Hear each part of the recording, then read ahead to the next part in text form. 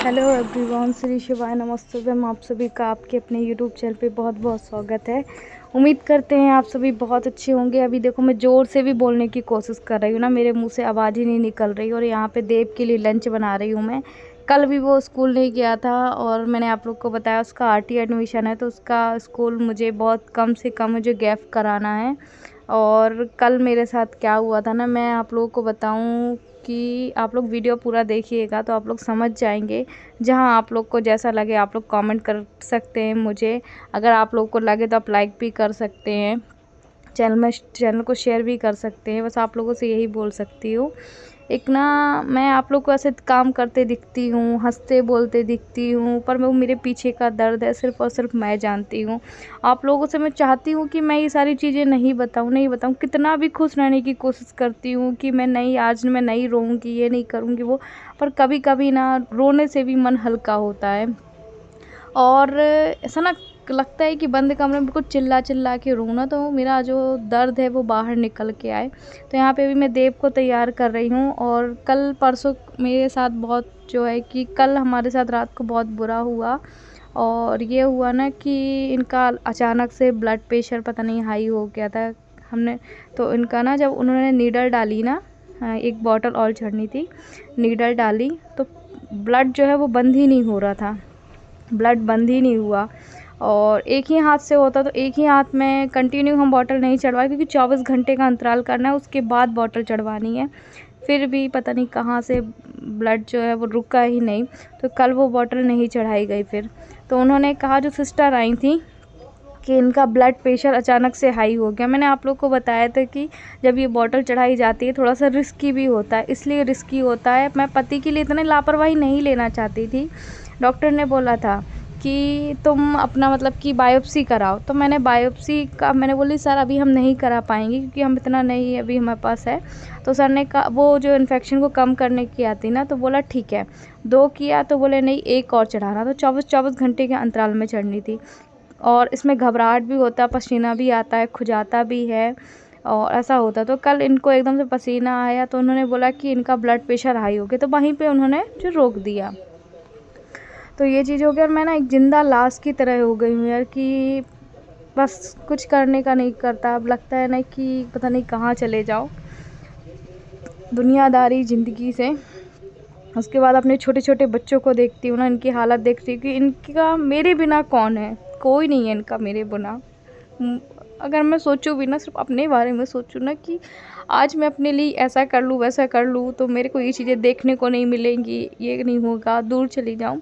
पर इनका बच्चों का कौन है, कैसे होगा। अभी जो हमारे घर में 2 वक्त की रोटी, हस्बैंड की मेडिसिन, जो भी चीज़ें आ रही है, कम से कम इतना तो कर पा रही हूँ। कल के लिए अगर मैं ऐसा सोचूं भी तो फिर बाकी का क्या होगा। बस इसी को देख के मैं आगे बढ़ती हूँ, कंटिन्यू करती हूँ। अच्छा, अभी ना बारिश का भी समय था और मेरा सैलरी जो यूट्यूब पेमेंट आ गया था, तो वही चीज़ है ना, इस बार 2 महीने का यूट्यूब पेमेंट आया हुआ था। तो अब मैं राशन लेके आई थी, जितना थोड़ा थोड़ा लेकर आई थी राशन, तो उसको मैं डिब्बे में लगा रही थी। क्योंकि फिर बरसात का भी समय था। और ना क्या होता है ना कि अगर पेमेंट मेरा आया और मैंने रखा रहा ना, तो कभी दवाई में चला जाएगा। मतलब जैसे अभी मैं इनकी बॉटल वगैरह लेके आ रही हूँ ना, तो उनका केवल मेरा ना एक बॉटल का खर्च जो मेरा आया है वो 700-800 रुपये आया है। तो देखो 3 दिन में कितना जाएगा, है ना।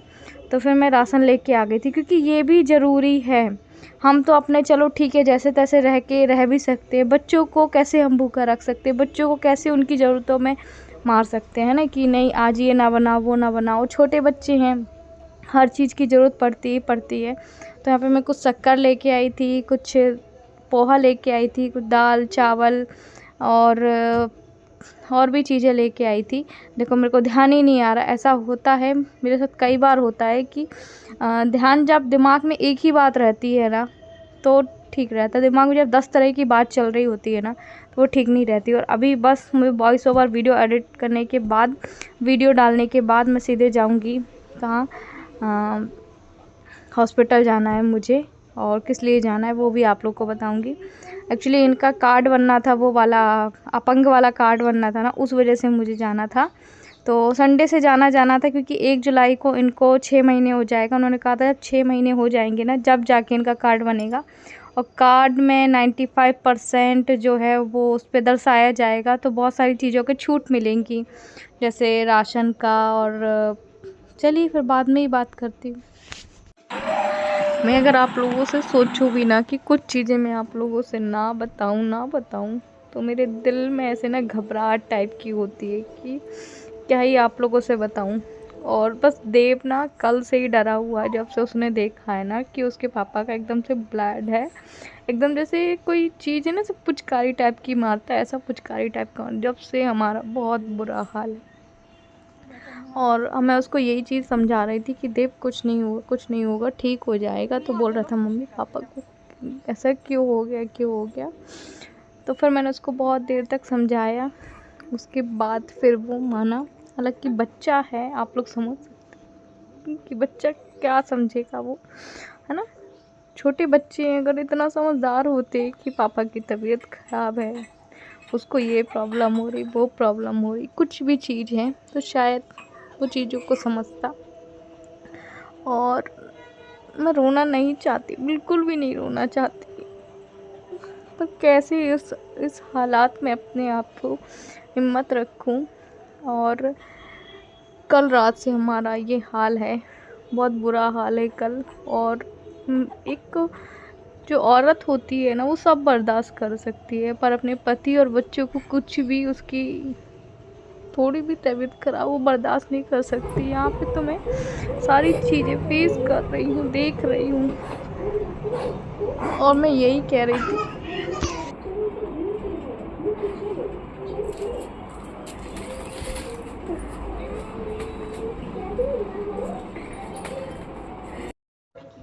तो अभी मुझे ये समझ में नहीं आया कि आखिर इनके साथ क्यों ऐसा हुआ अचानक। और बस आप लोगों से यही बोलूँगी कि आप लोग को मैं बता दूँ, जब भी मैंने खुश रहने की कोशिश की, जब भी मैंने कोई ना कोई ऐसी तकलीफ़ आके खड़ी हो गई है, जैसे वो चीज़ें चाहती है कि हम खुश ना रहें, हमारे घर में कभी कुछ अच्छा ना हो, जैसे वो चीज़ें चाहती हैं। और यहाँ पे भी देव को नहाने जाना था, तो फिर मैंने उसको भी मना किया था कि देव अभी स्कूल से आए हो तो अभी नहाने मत जाओ। और मेरा ना रो रो के कल से इतना बुरा हाल है ना कि मैं आप लोगों को क्या बताऊँ। एकदम ना जब रो लेती हूँ ना, तो नींद ऐसी आती है ना कि आप यकीन नहीं करेंगे, क्योंकि अगर जब दिमाग में टेंशन होता है ना, 10 तरीके का टेंशन हो। मैं बता दूँ आप लोगों को, मैं 30-31 साल की हूँ, और इसमें मैं 50 साल वाला, जैसे 50 साल के लोग टेंशन लेते हैं ना, वैसा वाला मेरे सिर पे टेंशन है। हालत कुछ ऐसे है ना कि देखती हूँ ना, तो जब मुझे लगता है कि इतना करने के बाद कुछ भी ठीक नहीं हो रहा है, कुछ भी ठीक नहीं हो रहा है, 1% भी ठीक नहीं हो रहा है। और आप लोग कहेंगे कि आरती मत रो, हिम्मत बनाए रखो। पता नहीं मेरी हिम्मत इस टाइम ऐसे में कहाँ चली जाती। मेरी जगह कोई भी होता ना, पता नहीं कब की हार मान गया होगा। फिर भी मैं हर चीज़ से कोशिश करके आगे इसलिए बढ़ती हूँ कि नहीं, आज नहीं कल सब कुछ ठीक होगा, सब कुछ ठीक होगा। और किसी ने मुझे एक कमेंट किया था कि तुम अपने पति को उसके हाल में ही छोड़ दो, इतना सब ट्रीटमेंट मत कराओ। तो कैसे मैं अपनी आंखों से कर दूं भाई, जब मैंने किडनी देने से अपनी खुद की पीछे नहीं हटी, तो उसे छोटे मोटे इलाज में मैं कैसे पीछे हटूँगी, बिल्कुल नहीं हट सकती। तो अभी मैं आप लोगों से नहा धो के मिल रही हूँ, और नहाने धोने के बाद 3 से 4 घंटे बाद मिल रही हूँ। एक जिंदा लाश की तरह मैं हो गई हूँ, सच बताऊँ आप लोगों को। मैं जो हालात देख रही हूँ ना, अभी जिंदा लाश की तरह हो गई हूँ मैं। मन भी नहीं करता वीडियो बनाने का, फिर ये बच्चे लोगों का मुंह देखती हूँ, उनका मुंह देखती हूँ, तो फिर मेरे को लगता है कि नहीं, जैसे भी हो वीडियो तो मुझे डालना ही डालना है।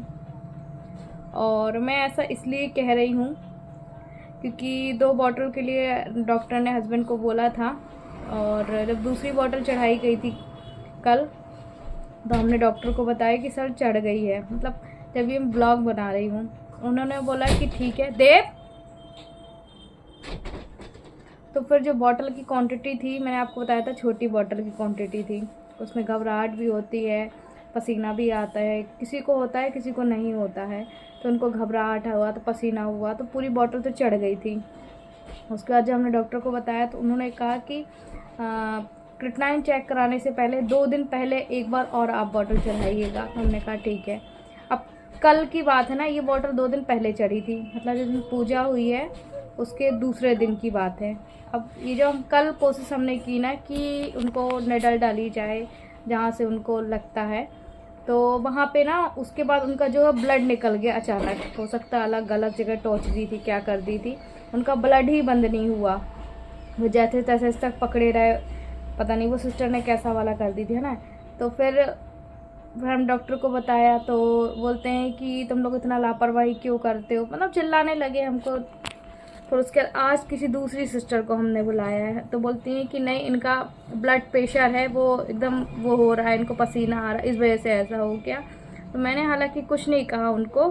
तो अभी जहाँ से वो आती थी ना, तो वहाँ से अब मैं उनको नहीं बुलवाऊँगी, किसी दूसरे को बुलवाऊँगी। कहते हैं इनका ब्लड प्रेशर ऐसा होता है कि आप मुझे कमेंट करके बताना कि ब्लड प्रेशर अगर एकदम से हाई हो रहा है तो, और कोई सुई टोचे तो ऐसा होता है कि बहुत ज़्यादा खून निकलने लगता है। ये सारी चीज़ें ना, मेरे को इतनी घबराहट हो रही थी उस वजह मैंने देखा ना वो चीज़ें, इतनी घबराहट हो रही थी कि क्या हो गया अचानक। कई बार इनका ब्लड टेस्ट हुआ है, मतलब निडल छोटी सी, मतलब एक ही हाथ में उनको चढ़ाई जाती है क्योंकि एक हाथ में उनका 2 फिस्टुला ऑलरेडी है।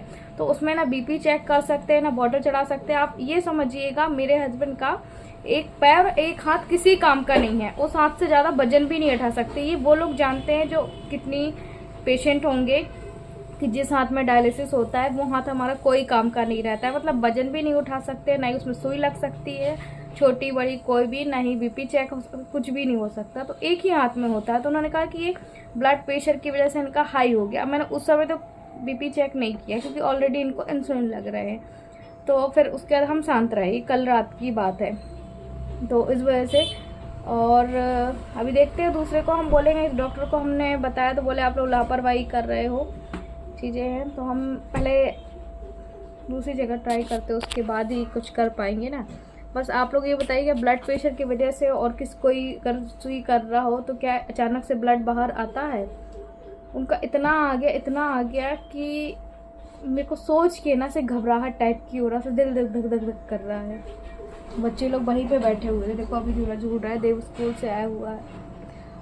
तो मेरे को समझ में नहीं आ रहा था कि मैं क्या करूं क्या नहीं करूं। और जब चीज़ें देखती हूँ ना मैं, चलिए फिर आप लोगों से बाद में मिलती हूँ। और यही आप लोग, कल भी मैंने सोचा था कि आप लोगों से बता, देखो मैंने यही कहा ना आप लोगों की, जब भी मैं खुश रहने की कोशिश करती, हैप्पी रहने की, कोई ना कोई ऐसी प्रॉब्लम आके हमारी लाइफ में खड़ी हो जाती है। हालांकि ठीक है, कितनी परीक्षा लेंगे भगवान भी, एक दिन तो कभी तो सफल होंगी। चलिए मैं मिलती हूँ आप लोगों से नेक्स्ट ब्लॉग में, तब तक के लिए बाय बाय। और प्लीज़ आप लोग वीडियो को शेयर जरूर कीजिएगा। मैं कहती हूँ कि अगर आप एक मेरा वीडियो को भी, काफ़ी लोग बोलते हैं कि आरती हम आप किस तरीके से मदद करें, तो प्लीज़ हमारा वीडियो को शेयर कीजिएगा।